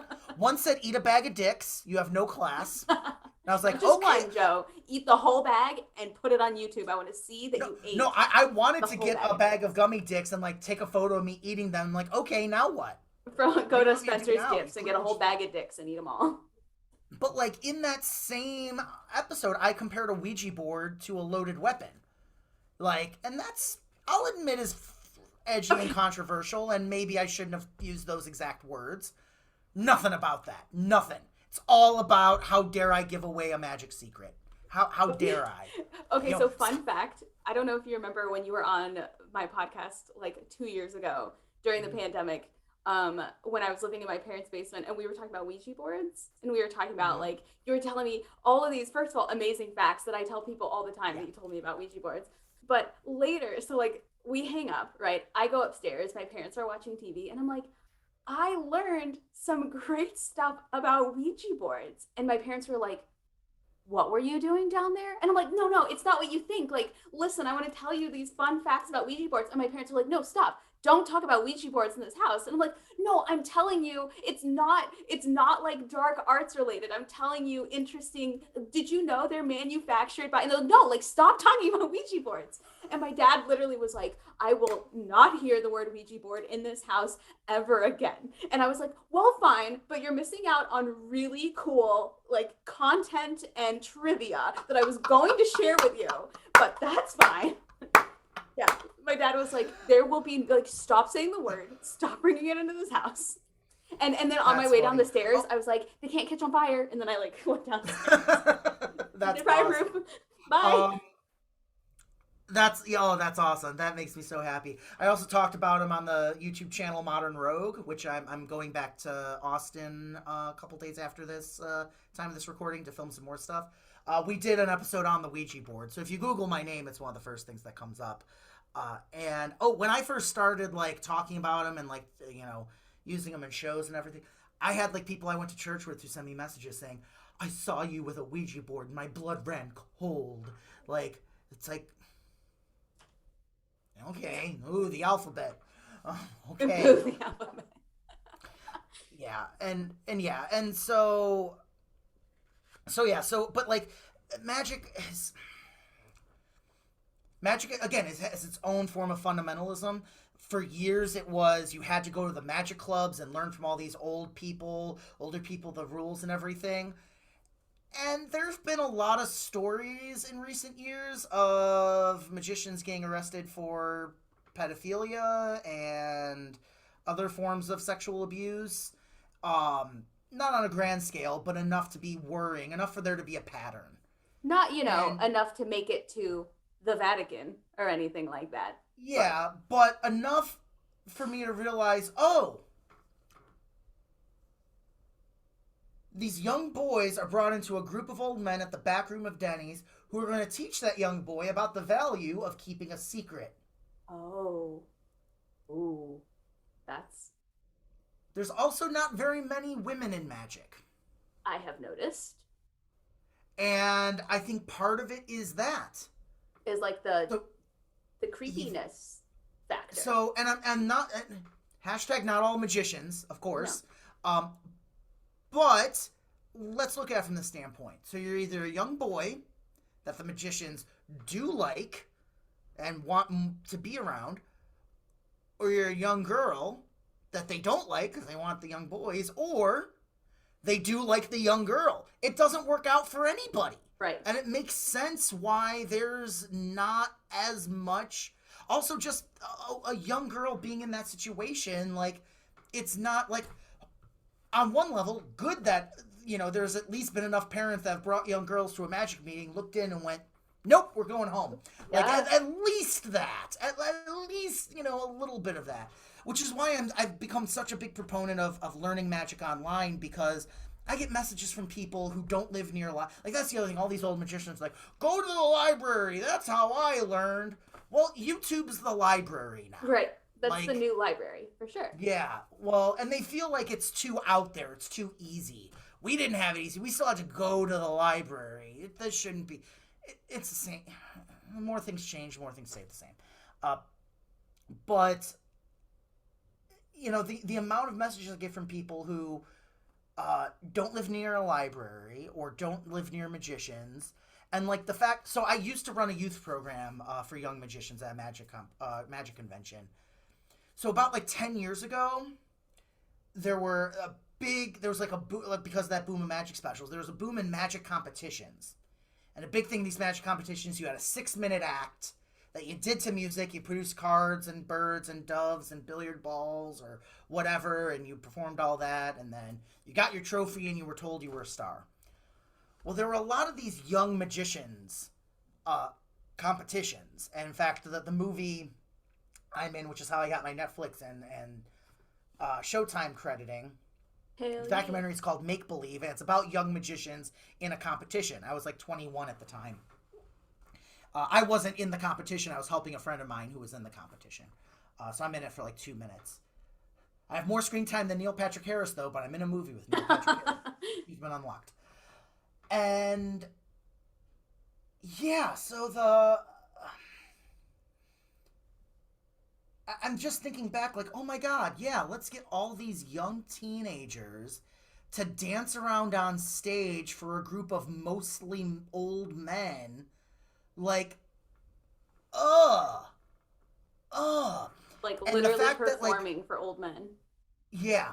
Yeah. And the fact that, like, the magic competition, so the convention I worked for didn't have a competition. It just had, like, young kids coming together and working. There were workshops and, like, an open mic night type thing.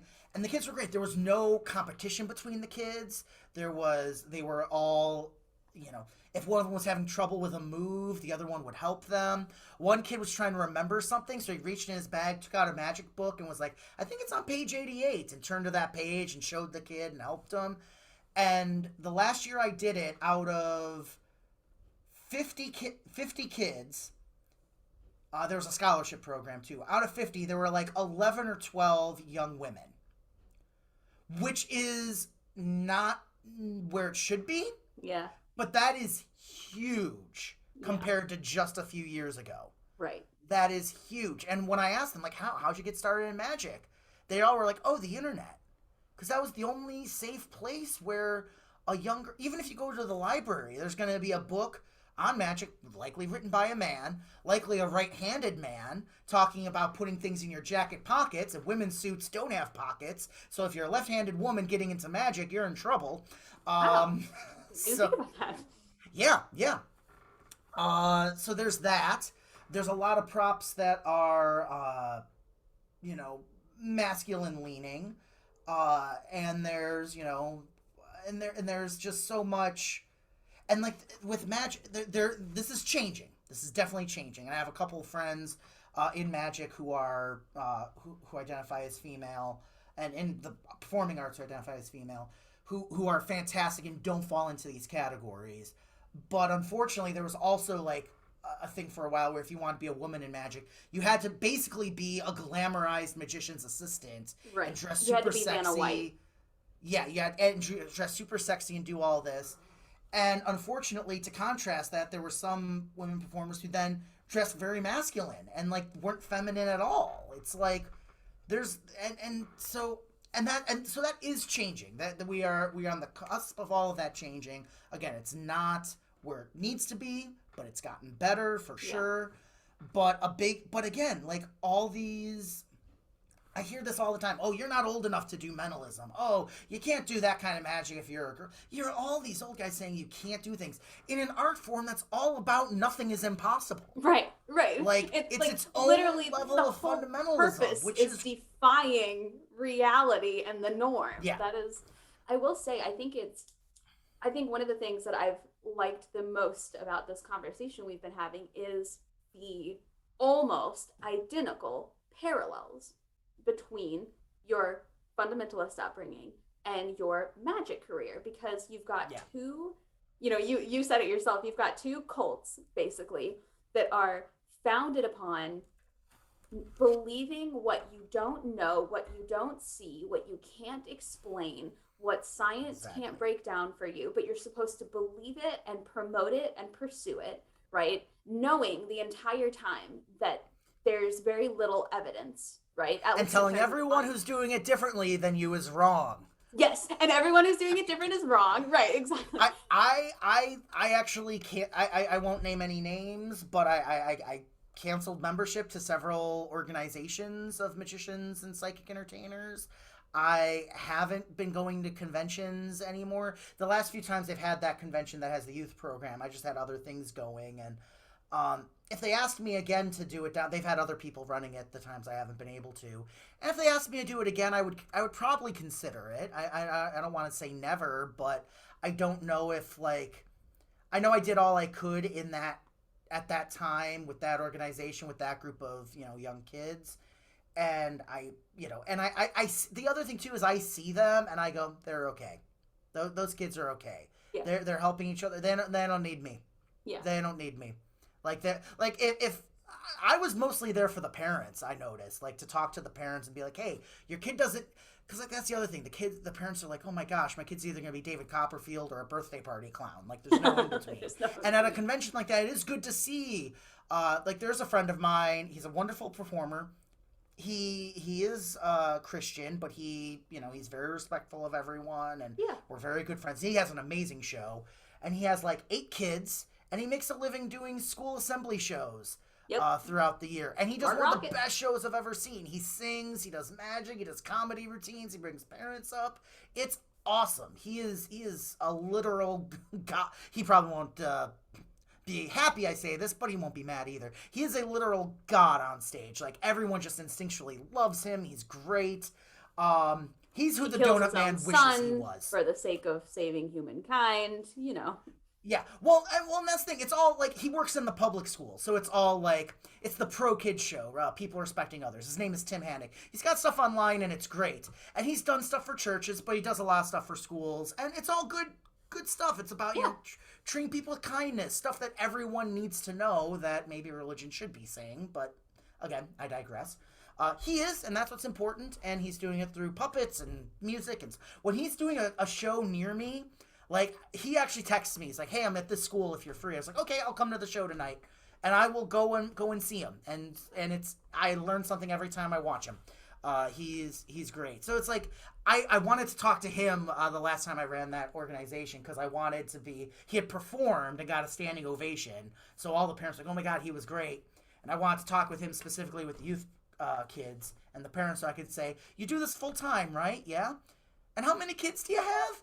8, and all the parents went, whoa! And I'm like, and you're making a living? None of your kids are hungry? He's like, no, we're all good. I was like, does your wife work? He's like, she helps me with bookings and stuff, but no, she doesn't have another job. It's like, and I just looked and went, see, parents?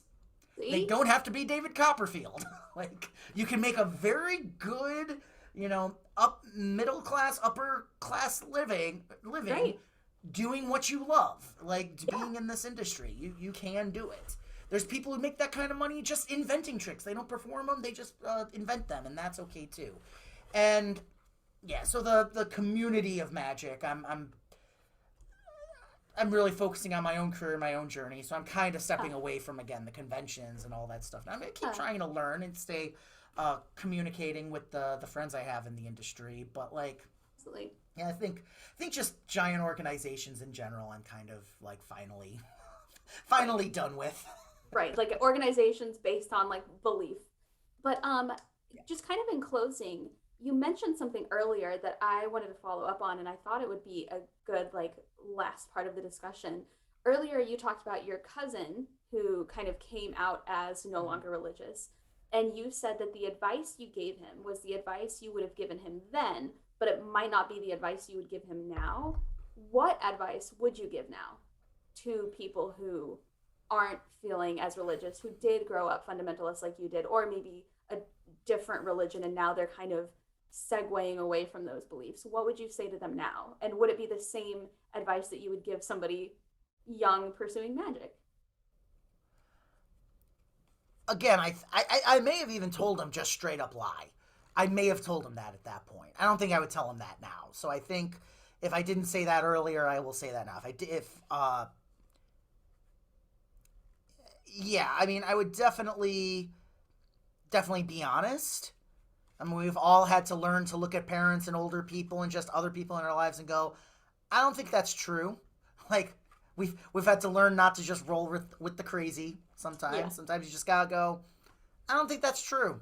And just leave it. You don't have to fight it. You don't have to give all these facts. You just have to go, I don't know if that's true. Like, and just leave it. Yeah.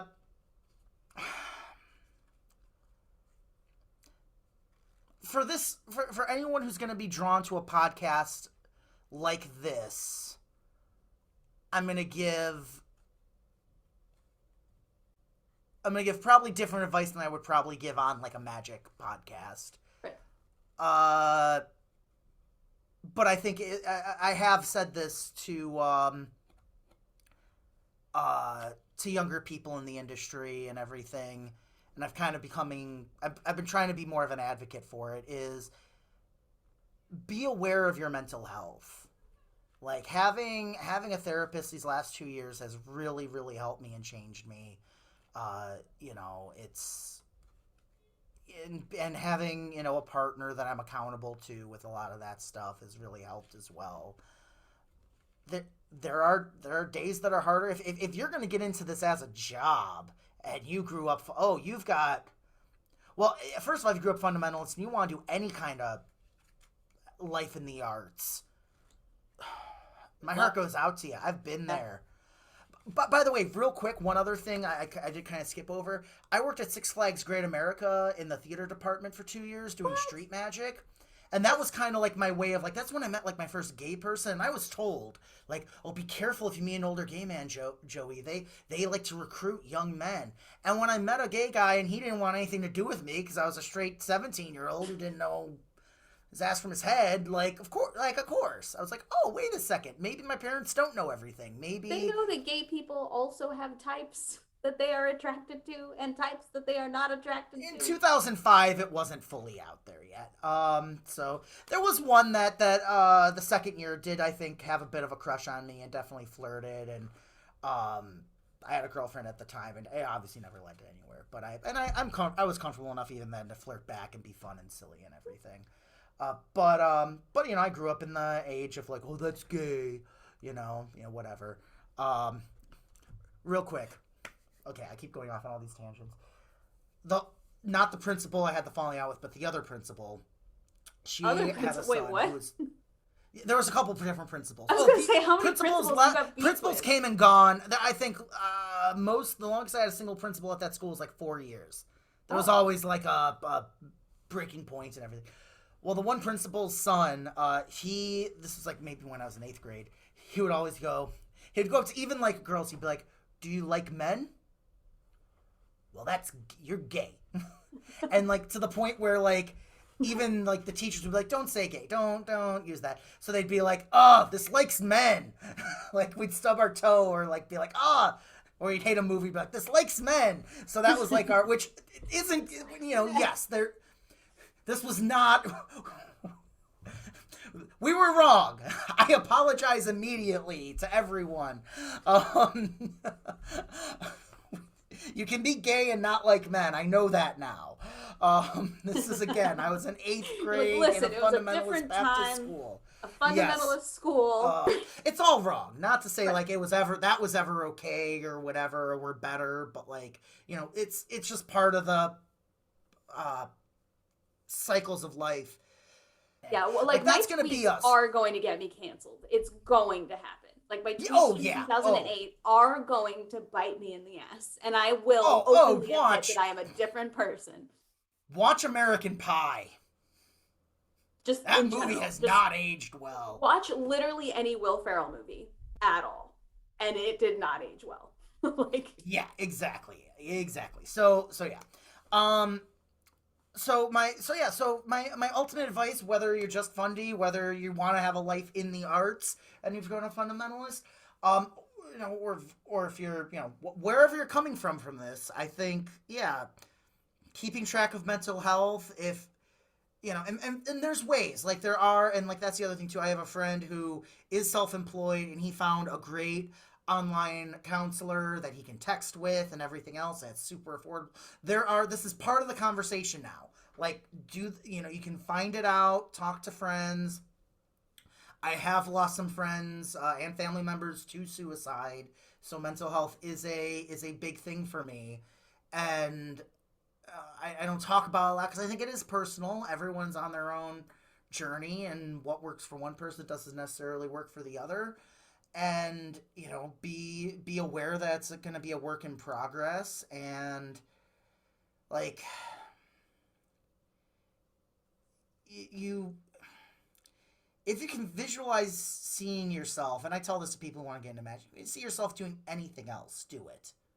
You gotta be insane to do this. You gotta love doing this. You gotta be that crazy person on a box in the street level crazy to do this. Like, if it's a great hobby. I know, there's some really big Chicago lawyers who on Saturday meet at a deli and invent card tricks, and they invent some of the best card tricks ever.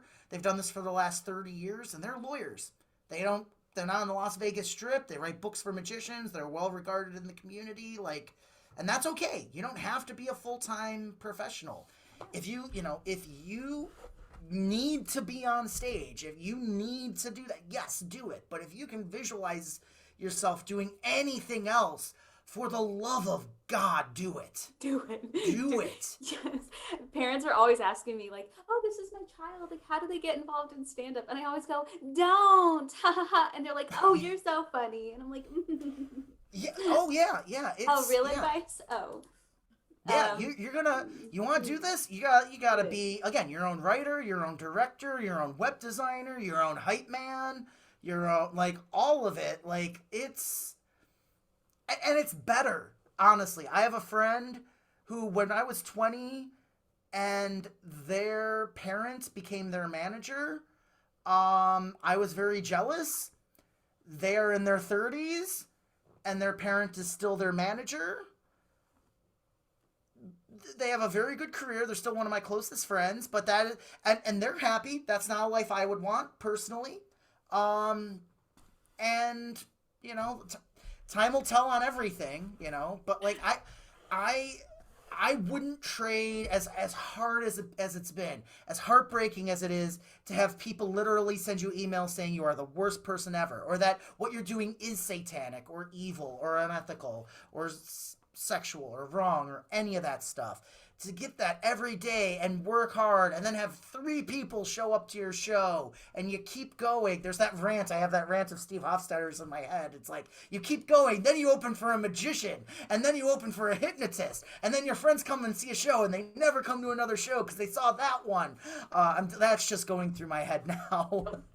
But more often than not, I mean, if you are going to do this, then yeah, you are more than a painter. Like, the painter can paint it and the painting's there and people can like that painting or not. If you're going to stand on stage and be funny or be magic or be, scary or be, whatever, you got to take care of yourself first.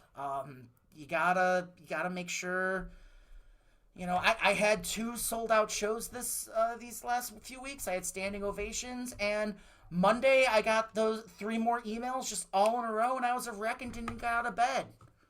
Like mean emails, like telling you you're awful. Oh yeah.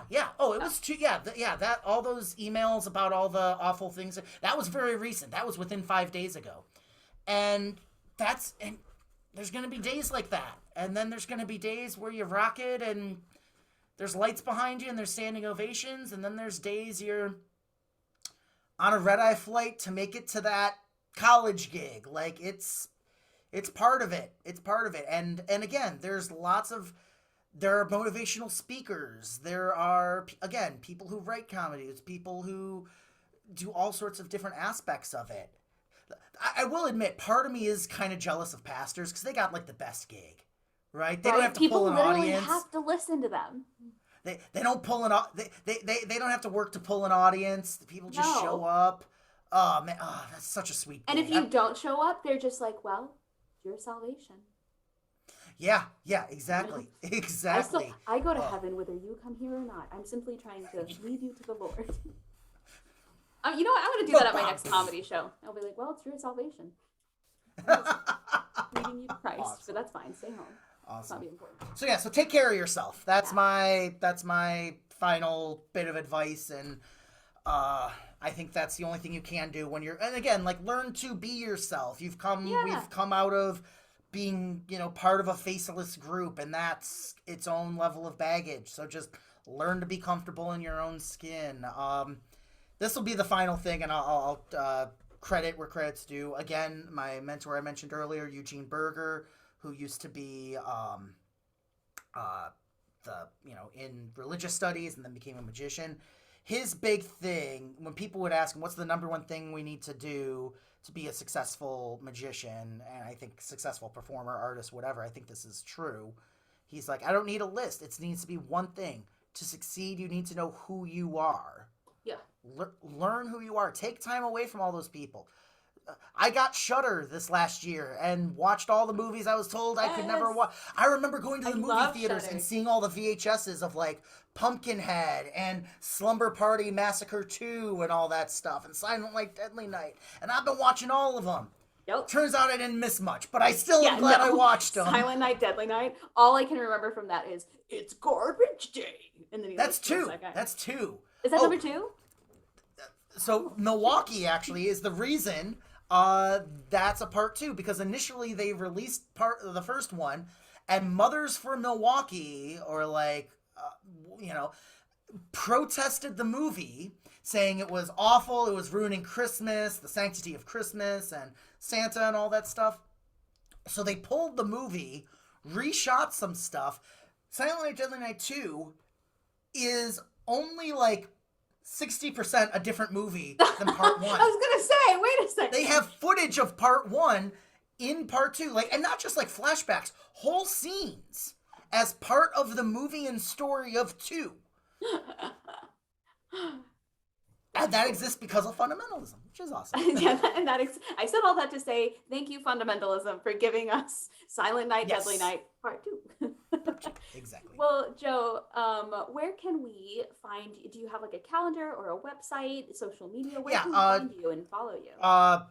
JoeDiamondLive.com and at JoeDiamondLive on all social media.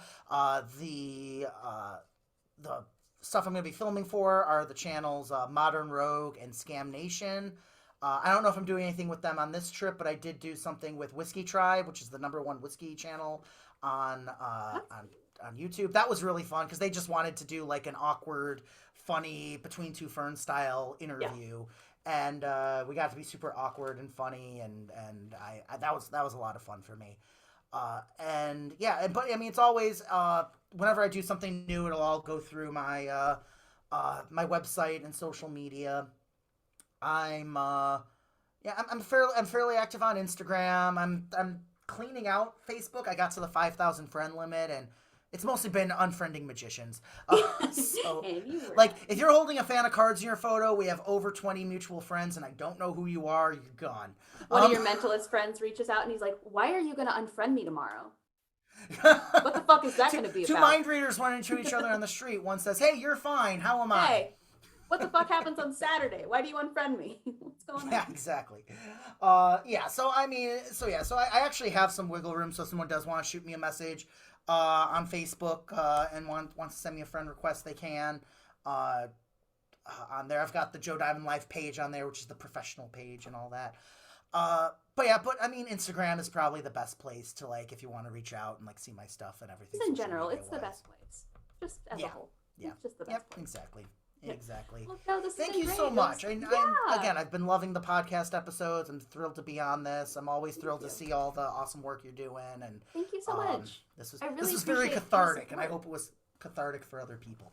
Yeah. I appreciate all the years of support. You're always like the first to like my statuses and compliment things I'm doing and support what I'm doing. So I really appreciate it. Thank you for giving us your time and your story and your experiences.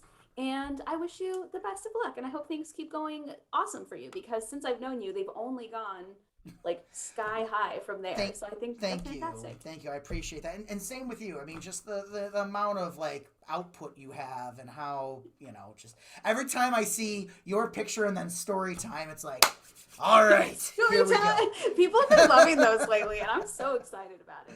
But well, thank you so much. I appreciate your time. I hope you have a wonderful weekend. Tell your lovely wife, who I've never had the pleasure of meeting, that I say hello.